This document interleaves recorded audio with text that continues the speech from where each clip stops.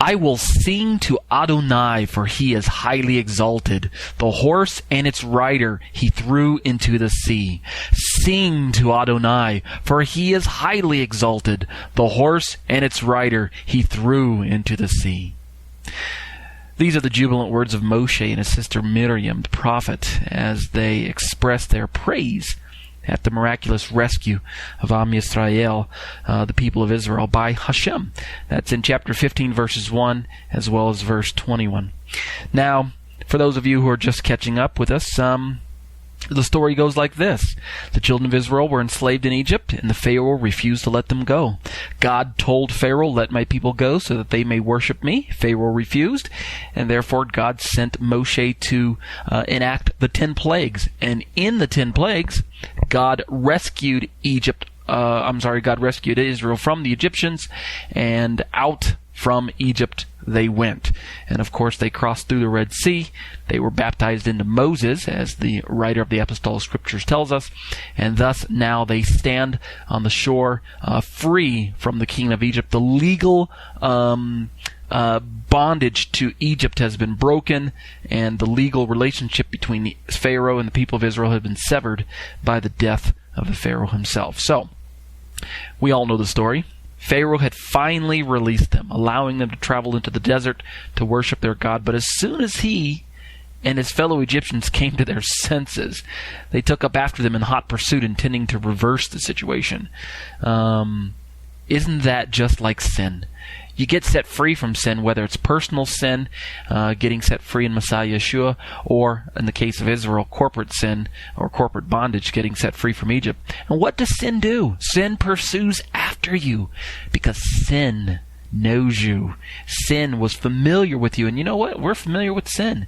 And so even after we get saved, it seems like your old friends keep coming around or begin to come around, or the old habits still creep in to our thought patterns, and it's very difficult sometimes to break those patterns. But thanks be to the power of God, we can have victory. Hashem, in the story that we're reading here, Hashem, knowing the glory that was due his mighty name, he had led the mixed multitude by the way of Yam Suf, which is the Sea of Reeds, or otherwise known as the Red Sea. And if we stop and think about it, Hashem leading them the way that they led them, this was no ordinary wandering. For indeed the text tells us that it was the angel of the Lord, who is in fact the Lord himself, which took the form of a pillar of cloud by day and a pillar of fire by night. He was leading them. When the Egyptians finally overtook them at the seashore, as I mentioned earlier, it was then that the Holy One performed his mighty work, and he drove the sea back on either side, allowing the children of Israel to cross over on dried ground. Of course, when the Pharaoh and his armies followed in pursuit, Hashem didn't keep the waters held back. In fact, he released the waters and they were all destroyed, both horse and rider. And that's why we have the verse worded the way it does, horse and rider he threw into the sea.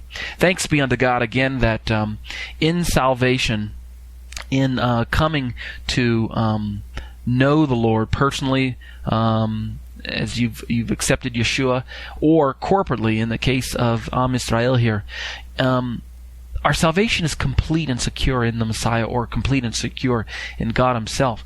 And there's no reason to let the armies of sin pursue us any further. Now, as I mentioned, as you well know, that even after you get saved, everything's not a bed of roses. In fact, it's quite the opposite. You've now become the enemy of the adversary, and the battle is really on. Things begin to heat up.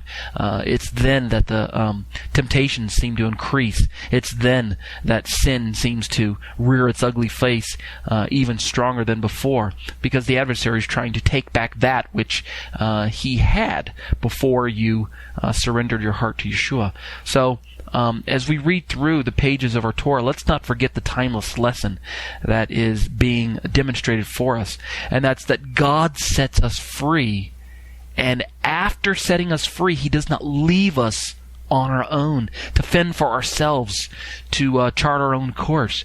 Rather, as in with the case of Israel, we find that getting set free from Egypt was just the beginning of their life with God, because they are going to go on to Sinai to receive the Torah of Moshe, and eventually they will go on to the promised land itself. So don't give up on the people just yet, and consequently learn the valuable lesson for your own lives.